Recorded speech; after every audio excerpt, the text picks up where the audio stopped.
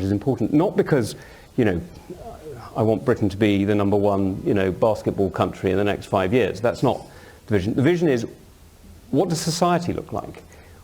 Why do you affiliate with these ideas and not those? And I think for me, the reason I'm a conservative is because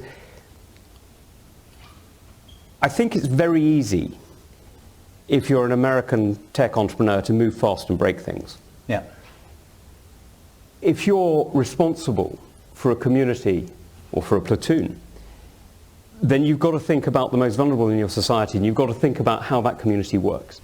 But you've also got to remember that if you want to have resilience and innovation and ideas and change and challenge, that only works if you've got a dynamic within the community that prizes the individual, that doesn't treat people as a block or a group, but recognizing that an individual, a family, a community have their own dynamic and their own ability to innovate and to come up with ideas. And so that challenge of responsibility with individualism is, I think, for me, the fundamental of conservatism. And I think that's where, any good conservative government has constantly got to be asking itself, how do I trust people more? How do I make sure people are more in charge of their own lives, as it were? How do I give people the ability to determine their own future?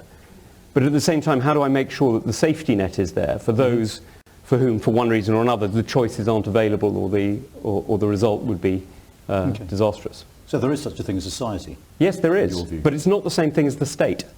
And that's the important difference. There is absolutely such a thing as society, and we live it. I mean, a university is a society, a family is a society, a church, a football club, a pub. There are many different ways in which we all interact with society. The state is something different. Now, the state is, has a place, right? I was a soldier. I've always, in some way or another, had a very strong connection to the state. And the state really does have a role in protecting, in removing as much risk as possible, and enabling people to flourish. But the purpose of the state is not to command, but to serve. And the purpose of society is to provide the softer side of life, if you like, to provide that support that an individual can't do alone. Okay. So moving on, I've got to